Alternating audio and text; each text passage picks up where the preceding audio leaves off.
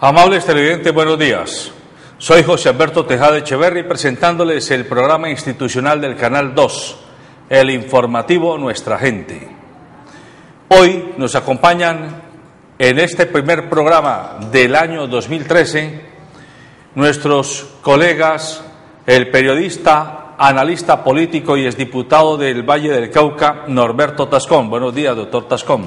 Muy buenos días, José Alberto, buenos días, Cristian, y muy buenos días a toda la amable teleaudiencia del informativo Nuestra Gente. Y también está con nosotros nuestro periodista jefe, Cristian Peñate. Buenos días, Cristian. Buenos días, doctor José Alberto, buenos días, doctor Tascón, y la verdad que un abrazo cariñoso para cada uno de los habitantes y televidentes que nos acompañan en sus hogares y también en sus oficinas. El primer programa, como lo dijo nuestro director José Alberto Tejada, de este año 2013, y esperamos que este año 2013 tengamos consabidas las ideas, las campañas, los programas, y también queremos sus opiniones referente al informativo Nuestra Gente. Y antes de entrar en los temas que vamos a abordar en el día de hoy, les queremos recordar que el compromiso institucional del Canal 2 en el año 2013 es adelantar desde el programa informativo a Nuestra Gente 2 campañas institucionales que van a estar a lo largo del año 2013. La primera, Salvemos el Agua, y la segunda, Miremos el Pacífico Vallecaucano. Estos son 2 temas transversales que en la agenda editorial del Canal 2 van a estar trabajados vía reportajes, crónicas, entrevistas, noticias, debates, foros que intentarán, uno, llamar la atención de los caleños y los vallecaucanos sobre la importancia del agua, porque Cali tiene serios riesgos de quedarse sin agua en menos de 10 años si no se toman medidas audaces y rápidas. Y en segundo lugar, llamar la atención de los vallecaucanos y de los caleños sobre la importancia estratégica de Buenaventura y el Pacífico Vallecaucano. No puede seguirse pensando que Buenaventura es simplemente un puerto de enclave cuando en su entorno hay pobreza, miseria, delincuencia, inseguridad y atraso manifiesto. Por eso el Canal 2 hace suyas estas 2 campañas que mensualmente van a tener una serie de desarrollos y próximamente ustedes van a conocer lo que vamos a realizar. Entremos en materia. Hoy le hemos pedido al doctor Norberto Tascón que nos acompañe para, en este primer programa del año, conversar sobre 2 temas de la agenda nacional. El primero, la reanudación de los diálogos conducentes a cesar el conflicto interno entre el gobierno colombiano y la guerrilla de las FARC. Y en segundo lugar, cómo incide la inestabilidad política que se ha generado en Venezuela a propósito de la enfermedad y la ausencia evidente del comandante, el presidente Hugo Chávez allá en Venezuela, por tener en cuenta que Chávez ha jugado un papel fundamental en esta reanudación de diálogos, en esta estabilización de las relaciones entre el vecindario colombiano. Comencemos con el tema de la guerrilla, y para ello hemos creído pertinente traer a colación una carta que la hija del inmolado Jorge Eliezer Gaitán, líder liberal de los primeros 50 años del siglo pasado, que fue asesinado el 9 de abril del 48, y podemos estar seguros que es a partir de esa fecha en la que comenzó a desatarse la guerra interna colombiana que hoy nos tiene en esta situación. Gloria Gaitán Jaramillo ha enviado una carta a Juan Manuel Santos, y ella en esa carta está haciendo una serie de afirmaciones y planteamientos que nos parece importante que discutamos con el doctor Tascón. Yo quisiera pedirle a Cristian que resuma muy brevemente el contenido de la carta para que el doctor Tascón nos dé sus opiniones. Muy bien, precisamente esta carta va dirigida precisamente a los actores de los diálogos de paz que se están celebrando en La Habana, Cuba, donde realmente habla el presidente Juan Manuel Santos, le habla el comandante Londoño Echeverri, ¿verdad? Nicolás Rodríguez Bautista Gavino, el Ejército de Liberación Nacional, y también a Timoleón Jiménez, realmente que hace parte de las Fuerzas Armadas Revolucionarias de Colombia.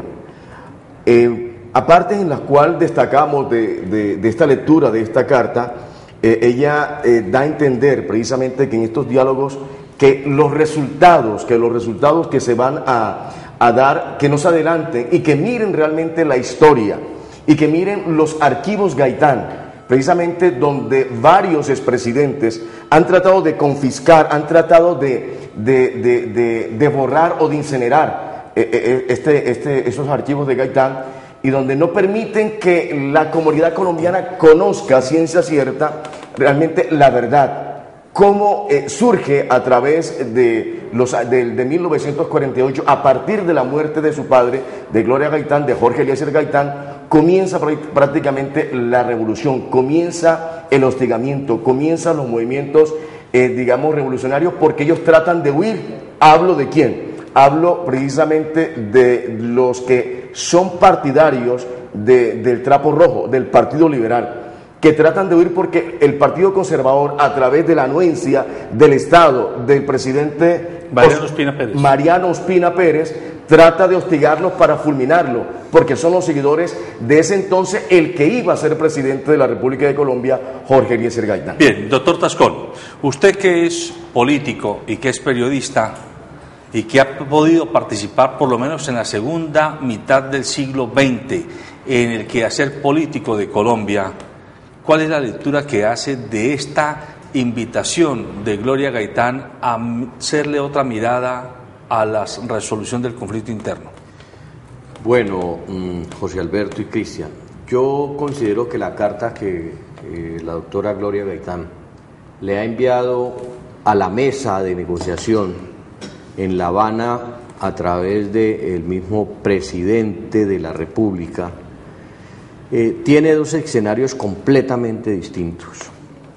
Si bien es cierto, el conflicto, o no llamémoslo conflicto en su condición, pero sí los estados de violencia que se vivieron especialmente entre el 46 y el 49, cuando Jorge Eliezer Gaitán hacía todo el proselitismo político por el país, donde veíamos que el enfrentamiento prácticamente era de las huestes liberales contra las huestes del Partido Conservador, y en el entendido de que en el Partido Conservador estaba en el poder en ese momento, lo que no es menos cierto es que allí se dieron unas condiciones completamente distintas. La violencia era partidista, la violencia que se generó sencillamente era por la defensa, o mejor, porque los partidos de ese momento, tanto el Partido Liberal como el Partido Conservador,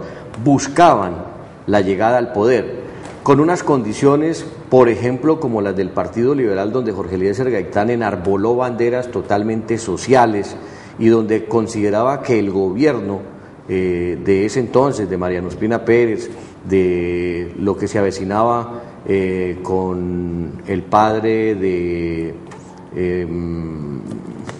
Andrés Pastrana. De Álvaro Laureano Gómez. Laureano Gómez. Exactamente, Laureano Gómez. Eran situaciones muy distintas, porque era un conflicto en el que ellos estaban aspirando a la presidencia de la República en unas condiciones que supuestamente generaban democracia.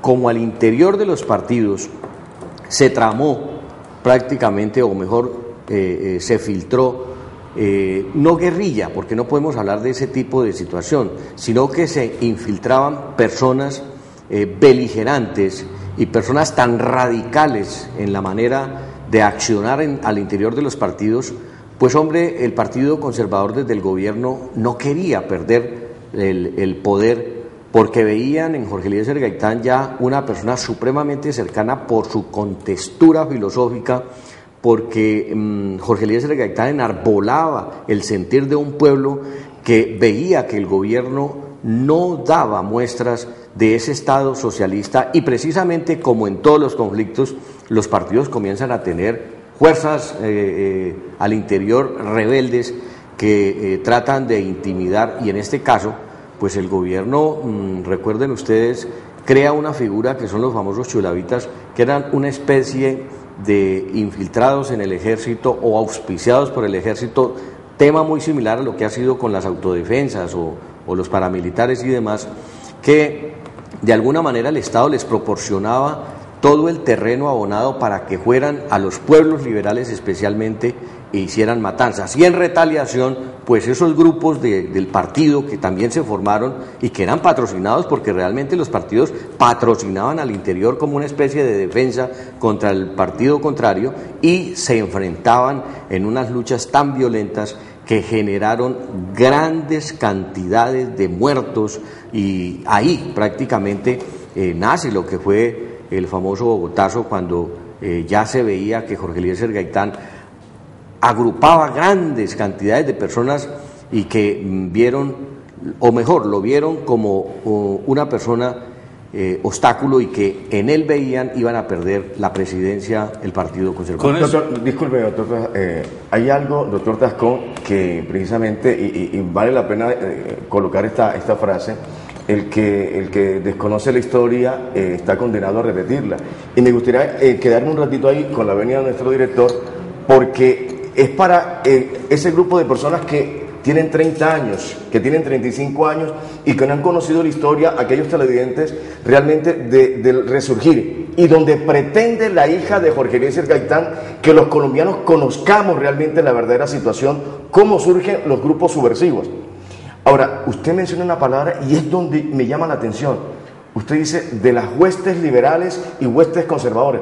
Yo no hablo de las huestes liberales. Siendo usted liberal, doctor Tascón, me perdona, pero yo sería huestes gaitanistas, porque precisamente Gaitán lo seguían por lo que era él. Yo creo que no era por el Partido Liberal, sino por lo que era él, lo que significaba, el dogma que él manejaba, su don de gente, la telegenia que tenía Jorge Eliezer Gaitán. Entonces, lo seguían a él. Y era tan así la efervescencia y el calor y el seguimiento que realmente ellos luchaban precisamente por él.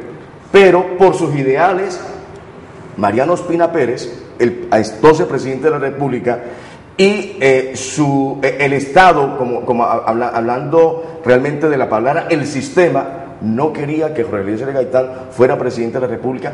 Entonces, lo que usted menciona que es interesante, y me gustaría que lo ampliara más: cómo el Estado patrocina a unos activistas hacerle daño a unos miembros de unos activistas que son gaitanistas, para encontrar beligerancia y ante todo enfrentamiento, y ahí donde ocurre y llega el famoso 9 de abril del 48. Pero si permítame, y en eso no deje salir a la iglesia. Bueno, también. No deje salir a Cristo Rey, defensor de la democracia. Sí. Pero permítame, doctor Tascón, leer solo los 2 primeros párrafos de la carta de la doctora Gloria Gaitán, para que usted focalice su análisis en torno a lo que esto significa. He visto con preocupación la insistente afirmación por parte de diferentes sectores, tanto nacionales como internacionales, según la cual, como resultado de un posible acuerdo de paz, los comandantes de las FARC-EP deben ser judicializados, negándoseles una amnistía integral. Se pretende así que después de su potencial desmovilización les sea vedado incorporarse de inmediato y plenamente a la vida política por vías legales y cívicas. A mi entender, de imponerse esa tesis, será imposible lograr un acuerdo de paz, ya que la guerrilla, pienso yo, dice la doctora Gaitán, no va a dejar las armas con las que ahora busca la toma del poder para lograr una transformación del actual sistema a cambio de una pena de cárcel que le daría fin a su parábola de lucha. Vea, doctor José Alberto, a mí me parece, con todo el respeto que merece la doctora Gaitán, que pareciese está descontextualizada, es decir, que estuviera viviendo una república diferente. Si bien es cierto, es la hija de Jorge Eliezer Gaitán, y como hacíamos este análisis histórico, eso es una etapa de la historia colombiana que lógicamente no se puede borrar ni se puede perder como un antecedente de lo que ha sido la lucha armada en Colombia, porque usted acotaba algo, Cristian, que es válido, y es que Jorge Eliezer encarnaba a un pueblo. Mucha de la gente que estaba con Jorge Eliezer no respetaba doctrina, sino que eran principios donde él lo veían como un socialista que se iba a apoderar del Estado, y siempre ha estado esa creencia. Ahí creo yo, la doctora Gloria, está desfasada, porque decir, por ejemplo, que los conflictos armados no se pueden solucionar mediante los diálogos, o que hay que poner unas condiciones cuando uno se sienta a la mesa, eso es si la guerrilla estuviera derrotada.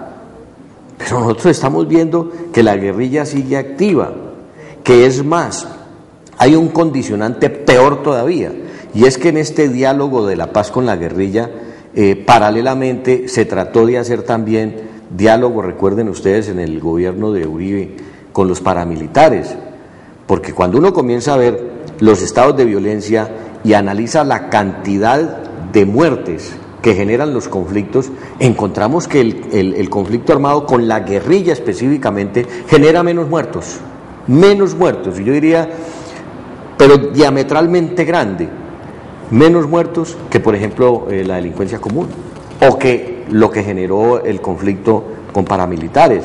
Entonces, por eso digo, está descontextualizada y no puede, esa carta me parece que no va a tener ninguna resonancia al interior de esa comisión negociadora en La Habana, porque decir que es que los que se decidan, o si la guerrilla definitivamente decide que hay paz y van a cesar el conflicto, entonces hay que decirles, ustedes no pueden participar en la democracia. Entonces, ¿para qué hay diálogo de paz? Pero precisamente lo que yo entiendo es que ella está llamando a eso, a reflexión, a que este proceso será exitoso si se le abren las compuertas de la participación política a la guerrilla.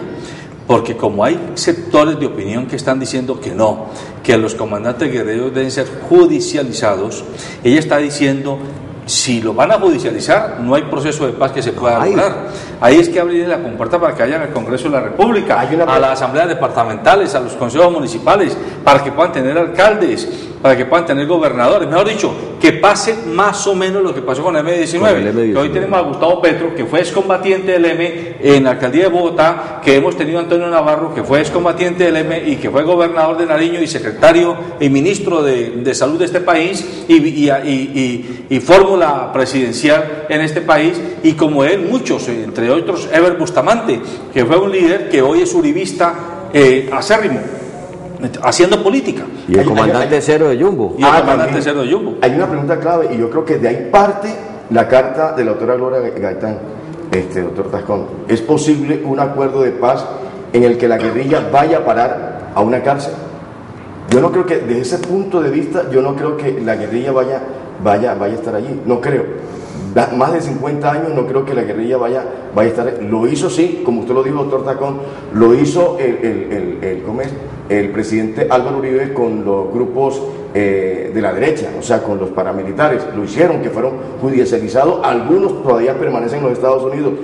Se mantienen aquí algunas secuelas, pero la guerrilla es diferente. La guerrilla, y más la FARC, es diferente. Inicialmente uno se pregunta cómo Tiro Fijo, precisamente Manuel Marulanda Vélez, ¿por qué se fue a la montaña? Es la pregunta. A él lo estaba persiguiendo con la mamá, el papá y los hermanos lo estaban persiguiendo. Lo querían matar. Y él se mete y se interna en la guerrilla y a la montaña, y ahí empieza a defenderse. Doctor Tascón, Cristian hacía referencia hace un rato a que nos dirijamos a esa población adulta de entre los 25 y los 40 años que no vivieron en su intensidad manifiesta los primeros años de este conflicto que hoy ha desembocado en tragedia nacional.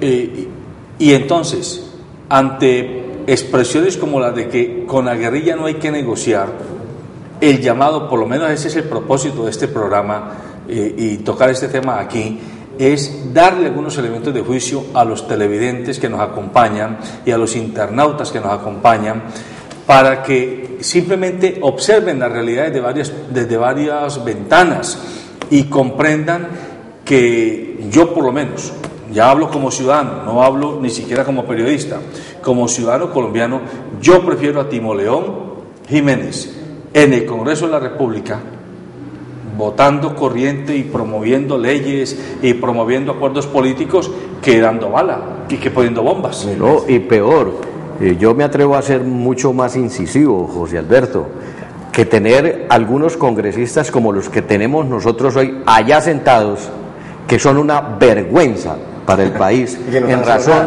Y que matan sin que salga la sangre. Claro. Que le quitan la salud a los que colombianos. Son unos verdugos del pueblo colombiano, esos que, mire, se monta para aprobar una reforma a la salud y sencillamente son permeados por esos grupos económicos, o mejor, por los casi dueños de esas EPS, donde sin ningún temor ni reproche aprueban cualquier cosa. Leía un informe, haciendo un paréntesis sobre este tema, de que pareciese que esto es una peste mundial, donde muchos de esos congresistas que llegan allá, que llegan a ser prácticamente los áulicos de un grupo económico, son mensajeros de grupos económicos, para decirlo mejor, financiados totalmente por ellos, son pupitreros, es decir, son los que aprueban sin leer, los que aprueban sin saber, los que aprueban sencillamente por una seña. Yo tuve la oportunidad de ir desde muy niño a ver las sesiones del Consejo Municipal de mi pueblo, y donde habían 8 concejales, pero había como un capo, había como uno que era el que mandaba todo, y entonces eran iletrados además los concejales, escasamente leían o firmaban, pero había uno que era el que decía si se votaba o no se votaba, sin importarles a ellos. A mí me parece que esa figura se ha modificado, lógicamente, con otra proyección, pero la tenemos hoy en el Congreso de la República. Claro. La tenemos en el Congreso de la República, donde eso anteriormente decían, este era el dueño del Consejo, ahora dicen la aplanadora del Congreso. O sea, usted está tocando, usted pone el dedo en la llaga. Esos congresistas vergonzantes, que nos generan vergüenza a los colombianos, son tan criminales o más que muchos de los actos criminales que han cometido los guerrilleros, solo que los guerrilleros muestran sangre, bombas, muertos en muchos lugares, y estos congresistas, con su acción o con su omisión, dejan que la sangre ruede helada e invisible. Por un ejemplo, ¿cómo van a eliminar una acción de tutela para que mi madre, mi padre que están enfermos no puedan acceder a una medicina prepagada? Por Dios. Y eso lo propone el presidente del Congreso. Pero peor aún, además porque él tiene intereses en esas medicinas prepagadas, o en esas EPS o en esas IPS, en consideración a que él va a defender eso al Congreso de la República, como muchos otros congresistas del Valle del Cauca, que son cuasi socios de esas entidades, entonces van a defender eso. Y uno se pregunta, ¿el pueblo que es el que elige, quién es el que lo defiende? Porque en ese orden de ideas, los bancos tienen sus propios congresistas, los grupos económicos tienen sus propios congresistas, etcétera. Entonces, yo comparto esa idea, José Alberto, que en el Congreso tenemos unos congresistas vergonzantes que le hacen mucho más daño al país que, como usted lo dice, por ejemplo, cuando Petro estuvo en el Congreso de la República, porque generaban la discusión, generaban la oposición a determinados proyectos de ley malsanos que atentaban contra la dignidad del ciudadano del común y el corriente. Uno no puede sentir sino envidia por tenerlo, por ejemplo, en mi partido, a Robledo, un hombre inteligente, un hombre estudioso, con capacidad, estudioso, con garbo, si se quiere, a cambio de algunos nuestros que a uno le da pena, se quedan dormidos en las bancas del Congreso.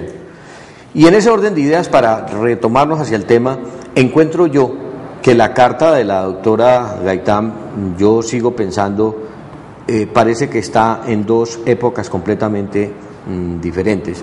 Pero lo que a uno le queda otra sensación mucho más crítica es que, así como pasó en aquella época de la violencia, que dentro del Estado habían como atizadores, uno ve a un Álvaro Uribe, y le quiero hacer un paréntesis, a costa del conflicto armado en Colombia. Uribe fue 2 veces presidente, Pastrana fue presidente, recuerden la foto del poncho. Fue secuestrado. Y la foto del poncho, claro, de Marulanda. Manuel Marulanda. Y con ese plurito, otros quisieron hacerse elegir.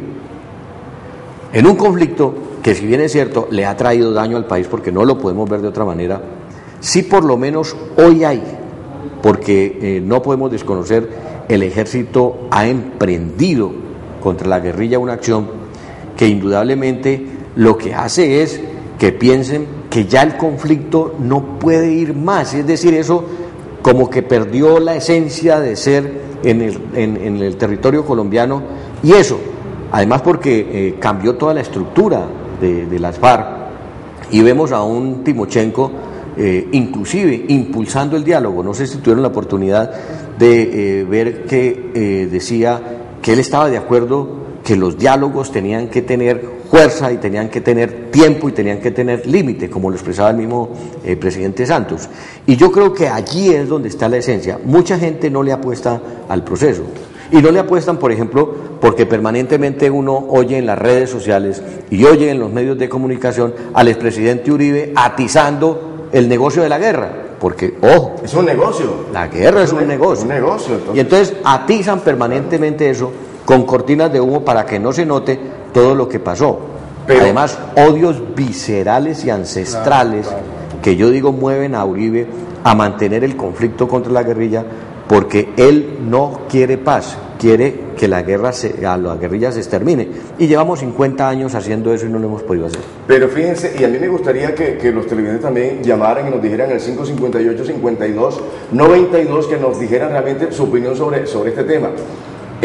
Menciono unas palabras textuales del doctor Sigifredo López, es diputado del departamento del Valle, y que también fue, digamos, secuestrado en las montañas colombianas, fue secuestrado por los grupos alzados en armas, y donde él decía: yo prefiero ver a Timoleón en el Congreso, debatir con él cara a cara y no verlo en la montaña.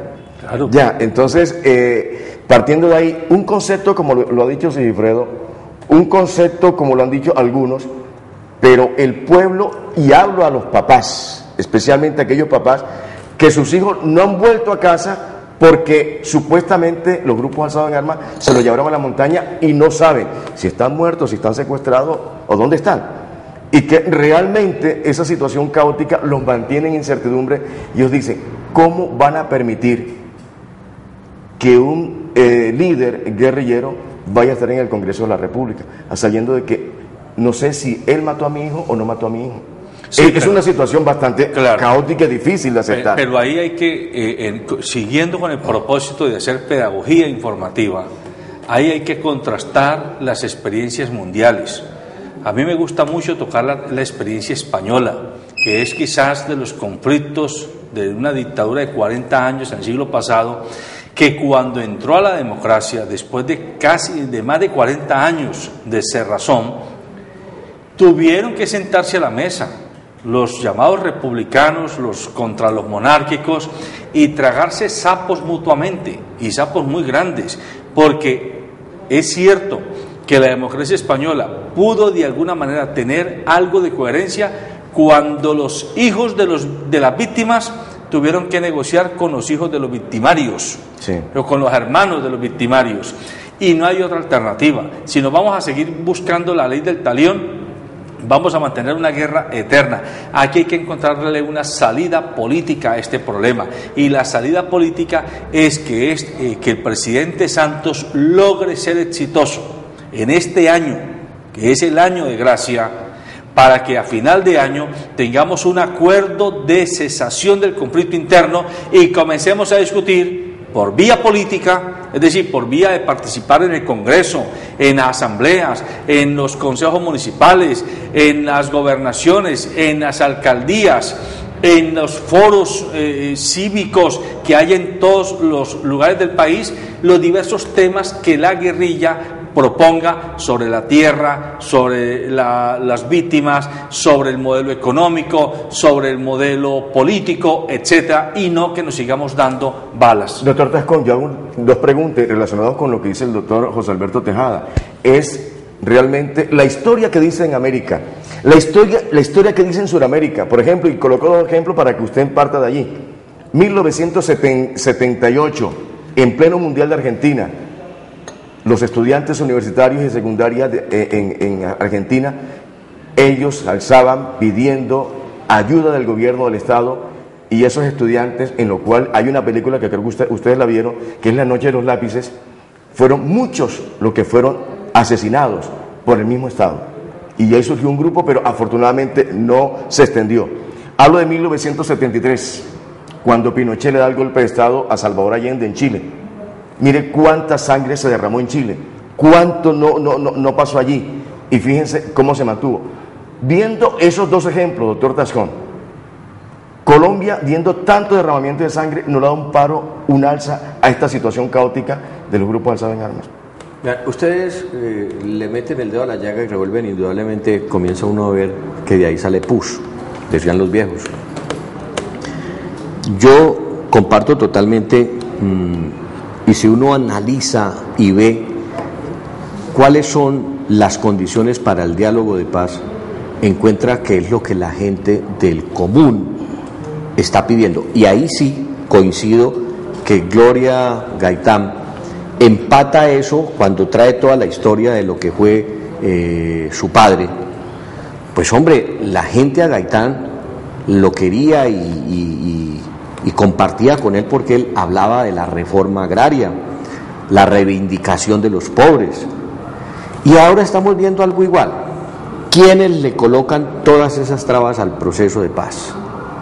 Pues hombre, las grandes oligarquías del país que están apoderados de los medios de producción y donde ellos han dicho, queremos una verdadera reforma agraria. Es que la guerrilla no está pidiendo ningún absurdo. Si usted mira hacia los llanos, ¿quiénes están yendo a los llanos orientales a apoderarse de la tierra que supuestamente es de nadie? Los grandes terratenientes del Valle del Cauca. Los dueños de los ingenios azucareros hoy están yendo allá, unos a sembrar caña, otros porque están detrás de las riquezas del país. Allá están los grandes yacimientos de coltán, que es el mineral más costoso que se tiene en el mundo y es el del futuro. Pero también la guerrilla está diciendo, queremos una redistribución de la tierra. Es que el problema de paramilitares, para hablarlo en esos términos, no fue otro sino que apoderarse de las grandes extensiones de tierra que en un momento dado fueron adquiridas por los grandes capos del narcotráfico. Y comenzó ese enfrentamiento por la tierra, que ha sido siempre en un país agrícola como Colombia y en un país, por decirlo, campesino como Colombia, pues la tierra se convierte en el acicate de cualquier conflicto. Un dato, doctor Tascón. En Colombia se estima que hay más o menos entre 45 y 50 millones de hectáreas con vocación agrícola. Y de esas, 40 millones están dedicadas a la ganadería extensiva. Y lo más importante, el 52% de esa tierra agrícola está en manos del 1% de los propietarios. Bueno, entonces eso le dice a usted que hay un indicador que indudablemente es el generador de violencia. Entonces usted ve aquí gente sin nada que hacer. Veamos y hacemos un reacápite de lo que ha sido el conflicto armado en Colombia. El mayor desplazamiento, oiga bien, el mayor desplazamiento de campesinos a la ciudad se produce prácticamente no por el conflicto entre FARC ejército, no, se produce precisamente cuando los paramilitares, cuando el narcotráfico entra a apoderarse de esas tierras y quiere tener esas tierras. Y ese conflicto desplaza al campesino a la ciudad. Que los diálogos de paz puede que no sean la terminación del conflicto armado en Colombia, en el entendido de que los hechos de violencia que se están dando son muy grandes, pero sí marcarían un derrotero muy importante, especialmente a nivel internacional, para ver a Colombia como un país en que se puede invertir, un país al que pueda llegar la inversión con más facilidad. Además, para que haya esa redistribución que está pidiendo la guerrilla en la mesa de la tierra para tanto desplazado que ha tenido que ir a parar a las ciudades porque no les quedó otra opción. Mire, yo veía nada más hace unos días acá en Cali, donde se está ya generando desplazamiento en un barrio de la ciudad, casi que en el centro de Cali, en el barrio El Vergel, se está viendo un desplazamiento de la gente y se quieren ir de allí por los efectos de la violencia de esos grupos que no son la guerrilla, son bandas, pero son bandas delincuenciales que se forman al interior de un barrio. Y ya el espectro ha sido tan reducido que comenzaron a actuar en contra, como en la fábula de los lobos, contra ellos mismos. Y han dicho, nos vamos a armar. mire usted que comienza a gestarse un nuevo conflicto que es consecuencia de todo esto. En Colombia y en cualquier país del mundo, y retomo lo que José Alberto decía ahora, ningún conflicto en el mundo, ninguno, no tengo noción de ninguno, se haya solucionado a punta de bala. Claro. Siempre han terminado en una mesa de diálogo, sentadas las partes, como tú lo decías, viéndose a la cara los victimarios y las víctimas, viéndose a la cara el gobierno con sus victimarios, porque al fin y al cabo eso es un conflicto armado y esas son las consecuencias que trae. Decirle a la guerrilla, mire, siéntense a dialogar, pero ustedes tienen que cesar el juego, pues eso es como decirles, hombre, ya los derrotamos, pero la guerrilla demuestra que no está derrotada. Doctor Tascón, doctor Tejada, yo no quiero ser negativo ni mucho menos pesimistas sobre esta situación que estamos presentando. Yo realmente quiero decir un testimonio que, es más, en nuestros archivos de algunos videos que tenemos aquí, hicimos un trabajo periodístico con unos grupos desmovilizados. Ellos tuvieron prácticamente más de 15 años de estar en las montañas colombianas, fueron guerrilleros, ahora fueron desmovilizados, y dialogamos con algunos de ellos y me llamó la atención y quiero sacarlo a colación precisamente esto. Algunos me decían con vehemencia, me agrada de estar aquí con ustedes, me agrada de estar con mi familia, con mi esposa, con mis hijos, me agrada trabajar, de estar que mis hijos vayan a la escuela, yo llevar a mis hijos a la escuela, me siento satisfecho y me siento bien, porque me he desmovilizado y el gobierno me está ayudando. Pero no me agrada, me dijo esa misma persona desmovilizada, no me agrada que hay algunos compañeros que no le han ayudado. Yo conté con la suerte que el Estado me está ayudando, me puse a estudiar, me puse a trabajar, yo gano un sueldo y mi esposa también está trabajando y estamos bien. Pero hay un grueso grupo de mis compañeros que el Estado no le está ayudando y ellos van a volver nuevamente a la montaña. Yo planteo, doctor Tascón, doctor Tejada, esto porque es otra realidad que se está viviendo. ¿Cuántos desmovilizados están en las ciudades, en el casco urbano de las ciudades, precisamente con esta situación, y que ellos están pensando de retomar nuevamente las armas, de estar en las montañas y volver a hacer lo que hacían antes? Pero ahí nos tocaría es que toda la sociedad civil hagamos presión para que el gobierno cumpla también los acuerdos económicos y de reinserción de estas poblaciones. Yo concibo que ese es uno de los elementos que se tienen que dejar claros en la mesa de negociación. Y mire que no se ha podido avanzar del primer punto. Por eso cuando se vuelve a reunir, precisamente ayer, la Comisión de Paz, tanto el presidente de la República como el mismo Humberto de la Calle y Timochenko, referenciemos, dicen, esto no puede demorarse años. Esto o hacemos la paz o no hay. Exactamente. Y volvámonos a despedazarnos. Pero todos los colombianos le hemos apostado a esta oportunidad que tiene el país de alcanzar la paz, con todos los beneficios o sin los beneficios. Además, yo no comparto, y hago este paréntesis otra vez, yo no comparto que un país no tenga oposición. Un gobierno que no tiene oposición sencillamente es un país unanimista. Yo no concibo, me quejaba permanentemente en la Asamblea de esa coalición mayoritaria que lo que dicen es la aplanadora, es decir, todos los partidos metidos en eso. Qué importante ese punto que usted acaba de tocar.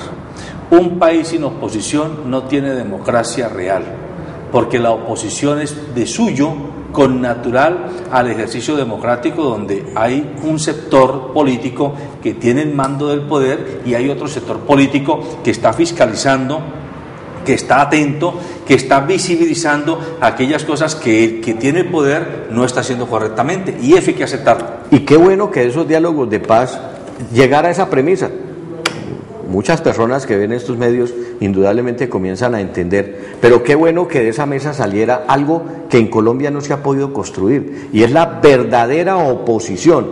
En la ley de los partidos ha quedado como letra muerta, pero qué bueno, diga usted, que si hay un partido que gobierna y hay unos partidos de la oposición, esos partidos de la oposición, por ejemplo, tuvieran a su derecho la elección de un contralor, de un procurador, de un fiscal. Y que puedan exigir, puedan exigir. Y que no sea la coalición de gobierno la que le elija a procurador, al contralor, al defensor del pueblo, es decir, a los cargos más claves de la fiscalización. Entonces, fíjese que vamos encontrando de pronto atajos importantes de todo este panel.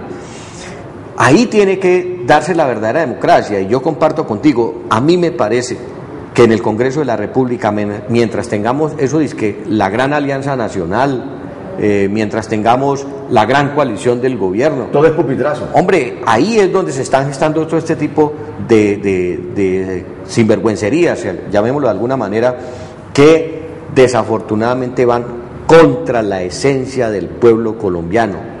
Y en Colombia los conflictos se han generado, y en cualquier país del mundo los conflictos se han generado, es por la desigualdad, no es por otra cosa. Cuando la gente tiene oportunidades, tienen una buena salud, una educación, tienen un medio ambiente adecuado, tienen trabajo, pues son las condiciones que hacen vivible una sociedad. Pero cuando esos factores se desmadran y comenzamos a perderlos, pues viene precisamente la generación de los conflictos de violencia. Doctor Tascón, yo coloco un ejemplo inicialmente viendo los conflictos que se han hecho en Argentina y en Chile, que son dos ejemplos que la historia lo registra y lo tiene allí, y que se fueron superados. Pero uno mira ahora a Europa, por ejemplo, Holanda y Alemania. ¿Cómo está el índice de desempleo en esos dos países, por ejemplo? ¿Cómo está el sistema de salud en esos dos países? ¿Cómo está el índice de desempleo en esos países? ¿Cómo está prácticamente el sistema de calidad de vida de esos dos países? Y yo digo, no. Ahora, uno dice, bueno, la ventaja, o algunos de los televidentes me dirán, no, Cristian, pero es que esos países son desarrollados. Ok, pero ¿cómo llegaron hasta allá? ¿Cómo llegaron a conformarse? ¿Cómo llegaron a solidificarse? ¿Y cómo llegaron precisamente para que esos índices bajaran? Uno dice, ¿cómo hace para que esos índices, por ejemplo, en el tema del desempleo y en el tema, nada más dos temitas, doctor Tascón, en el tema del desempleo y en el tema de la salud, la cobertura? ¿Cómo hacemos en Colombia? ¿Cómo hacemos? Precisamente, si el mejor modelo de salud lo tiene Inglaterra, lo tiene Holanda y lo tiene Alemania, ¿cómo hacemos para que por lo menos aquí exista eso? O se pueda, o empecemos a comenzar a realizar esos parámetros de decir, oye, ya nos cansamos tanto. Antes de darle la palabra al doctor Tascón, escuchamos un televidente que nos está llamando. Buenos días, ¿quién nos llama, por favor? Muy buenos días, habla con Giovanni Dora, ¿cómo le va? ¿Cómo le va, Giovanni? Cuéntenos. A ver, tengo una inquietud, referente a lo que ustedes estuvieron hablando, sobre más que todo lo de la época de José Gaitán. Hay algo que a mí me preocupa y siempre yo me he hecho esa pregunta. ¿Por qué los procesos de paz con los grupos al margen de la ley, generalmente grupos de izquierda, terminan en impunidad? ¿Por qué generalmente en ese tipo de negociaciones las concesiones tienen que ser de que ellos no van a recibir ningún tipo de condena? A mí me preocupa mucho eso en Colombia, porque es que finalmente uno nota que en ese tipo de procesos los grupos se fortalecen, terminan impunemente, algunos entran en la parte política y hoy en día son padres de la patria, no pagan un solo muerto. Esa es una de mis preguntas. Y la segunda es la siguiente: sin ser uribista, ni mucho menos, pero en las negociaciones que hubo con los grupos paramilitares, al menos los jefes paramilitares por alguna razón están purgando penas, mientras que en los procesos con el M-19, EPL, Quintilame, toda esta gente no paga un solo muerto. Entonces ese sería como mi parte del aporte de esto que ustedes están hablando. Muchas gracias. Muchas gracias a usted, Giovanni, que nos está llamando desde Jumbo sobre este tema. A ver, la preocupación del televidente es la preocupación de muchas de las personas que son víctimas del conflicto, pero esos son los costos que trae implementar la paz. Ningún proceso de paz se podría adelantar si tuviéramos un espejo retrovisor para mirar todo lo que ha ocasionado el conflicto.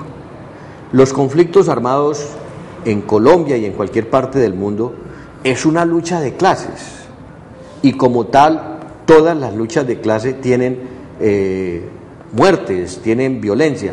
¿Qué pasa?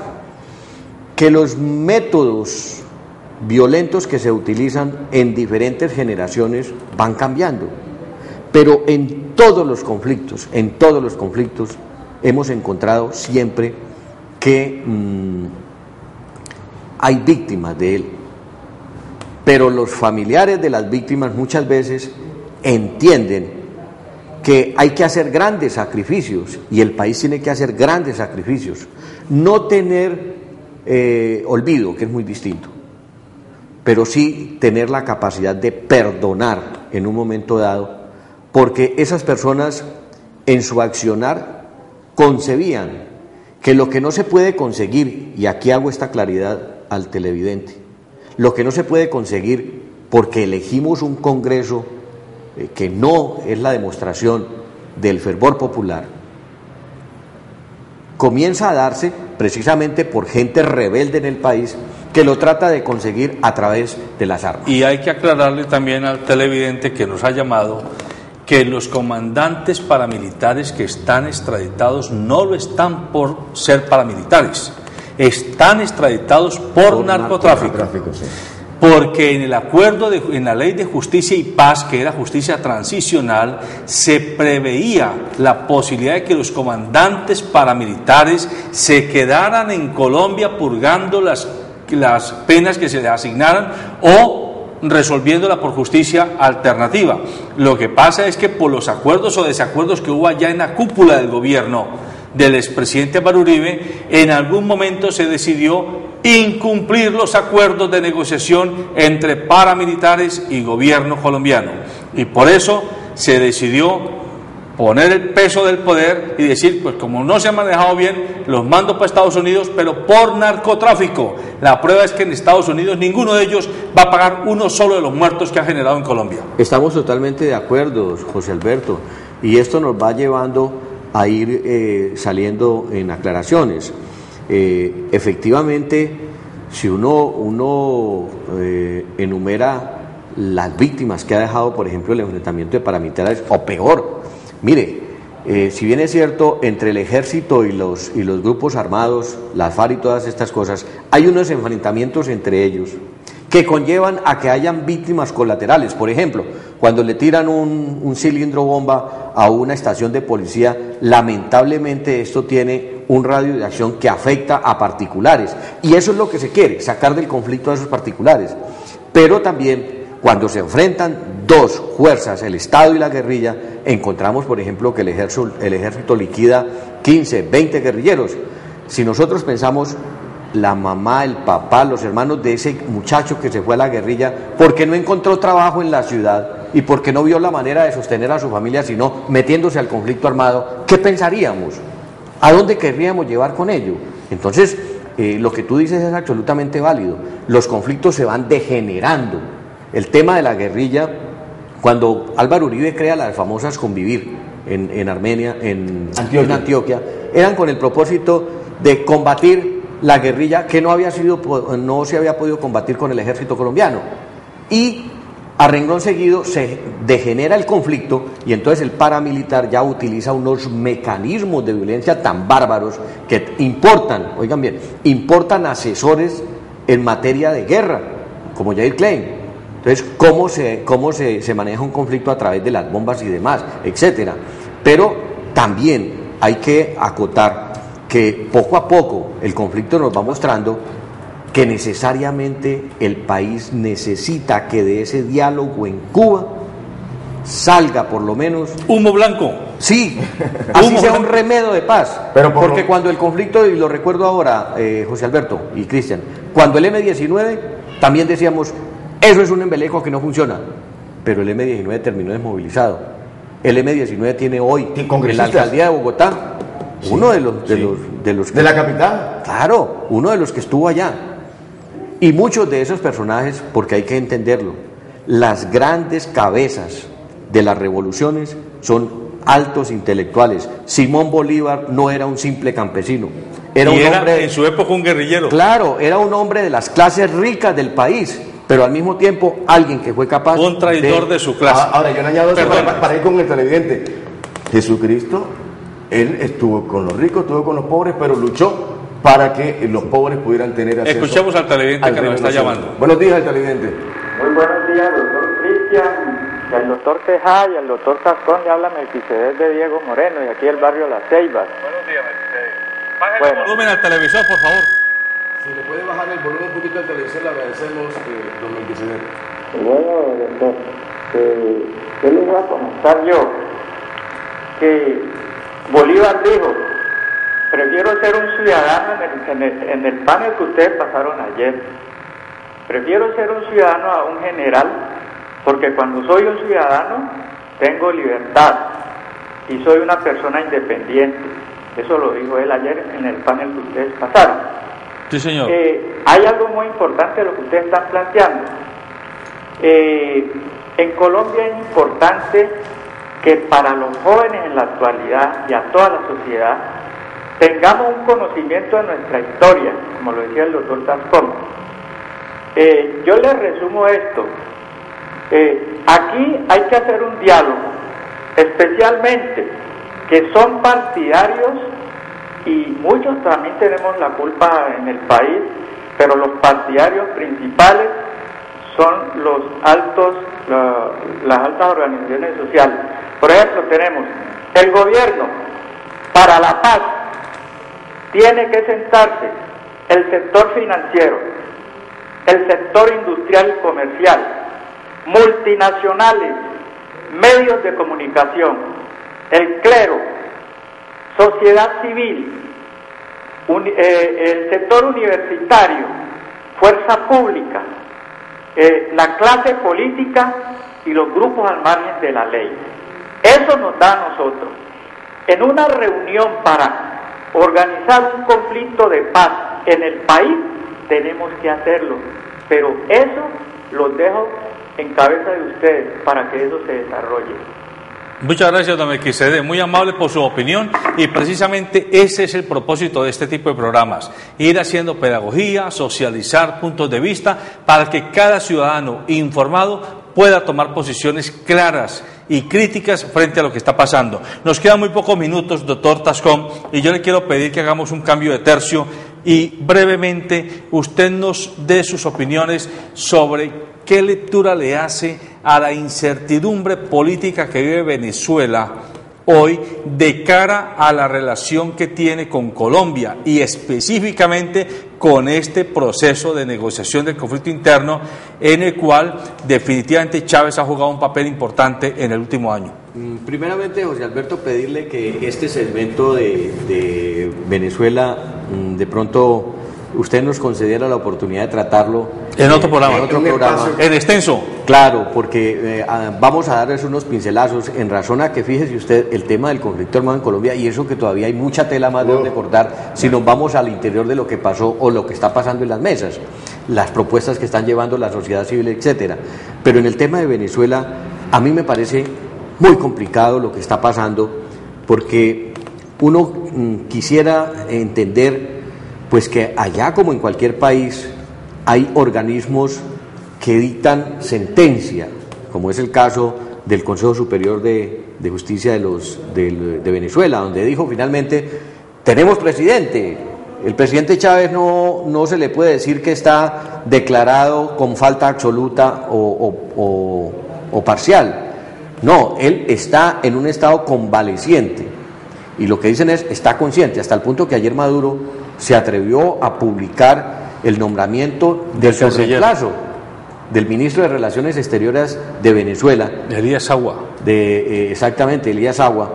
Y esto lo que significa es que uno ve que en Venezuela se dio una situación que lo analizábamos hace unos meses, en diciembre, después de que pasaron las elecciones de Venezuela, como algo atípico, y uno decía: es que en Venezuela no hay democracia. Resulta que a Chávez lo religió el pueblo venezolano con una votación del 85%. La gente salió a votar el 85%. Y el chavismo le metió una paliza a la oposición. Es el país latinoamericano donde más votación ha habido. Sí, donde más votan. y nosotros acá nos ufanamos y sacamos pecho de decir nuestra democracia, una democracia que elige un presidente, que elige un Congreso con el 55%. Eso es una democracia que realmente está en pañales, comparada con ellos, que mire, el 85% de la población, bueno, regular o malo, pero salieron a votar y eligieron a Chávez. Y decíamos, había un empate técnico, decían las encuestas y los medios de comunicación, hay un empate técnico entre Chávez y Capriles. Pues resulta que los resultados no fueron un empate técnico, sino una abismal paliza que le metió Chávez a Capriles, con el poder, sin el poder, todo lo que se quiera. Pero lo que se está demostrando es que allí, en Venezuela, hay algo que desde afuera no percibimos, pero uno habla con los venezolanos y los venezolanos le dicen a uno, hombre, aquí las cosas están caras, pero el Estado reinvierte en ellos, aquí las cosas no funcionan. Y yo diría, ¿cuándo va a caer el velo de eso que hoy en el Congreso están mostrando? Un Maduro de vicepresidente que pareciese, pues actúa sencillamente como la continuidad de lo que ha sido la elección de Chávez. ¿Usted cree, discúlpeme, usted cree la continuidad con Maduro? Yo creo que si Chávez se levanta ya, porque es que eso es el otro atenuante, que no sabemos exactamente qué pasa, que no sabemos si Chávez está moribundo o se está recuperando, pero usted se imagina el golpe, no para Venezuela, sino para el mundo, para la derecha continental, digámoslo claramente, que aparezca Chávez en Venezuela, así sea sencillamente posesionándose, moribundo, con el cáncer terminal hasta los huesos, pero posesionándose de presidente. Tendríamos Maduro para 5 años. Sí, señor, así es. Doctor Tascón, algo que... Y perdóneme, y si Maduro está en esa hipótesis, ¿le conviene a Colombia y a este proceso de negociación de conflicto interno la presencia de Maduro? Claro. Sí, él sigue porque es amigo de Juan Manuel Santos. No, además, mire, el país entraría en unas relaciones completamente distintas. Ahora, ¿quiénes se afectarían con la muerte indudablemente de Chávez? Pues esos vecinos que hoy como rémoras viven de los excedentes del petróleo en Venezuela. Cuba, Bolivia, Nicaragua, Ecuador. Yo hago aquí un axioma, doctor Tascón y doctor Tejada. Precisamente ayer estaba leyendo y diciendo que este año la economía nuestra, la colombiana, es la tercera en Latinoamérica, después de México y de Brasil, la tercera es la nuestra. Yo soy escéptico en creerlo. Sinceramente soy escéptico y le digo a los televidentes también, escéptico en creer que la economía nuestra es la tercera en América. Pero la economía de Venezuela es la peor. Usted no entiende cómo 8 millones de habitantes votan por su presidente, votan por su mandatario, por su líder. Y la economía nuestra, y la economía venezolana es la más caótica, la más difícil. Su moneda es la más baja del mercado en América. Pero quiero dejar eso como tema para otro programa. Pero le quiero hacer el enfoque. En Colombia esta es primero una democracia, como se quiera, pero en materia económica el país sí es catalogado en los estándares internacionales como un país donde se puede hacer inversión. ¿Por qué? Porque es que Colombia tiene la calidad no solamente de su gente, sino de su territorio. Mire lo que está funcionando ahora. Colombia se puede convertir en el país con la mejor economía minera. Y eso en un país mueve todo lo que sea a través de ese elemento. Bueno, amables televidentes, el tiempo se nos ha acabado, ya nos están diciendo que cerremos, los tiempos en televisión hay que cumplirlos. Este es un abrebocas, ningún tema queda acabado, es imposible pretenderlo. Lo único que nosotros pretendemos es que usted se informe, para que usted piense y usted decida en función del bienestar colectivo. Nos interesa hacer pedagogía para que usted pueda ejercer la ciudadanía, que es lo único que encarna de verdad la democracia. Buenos días.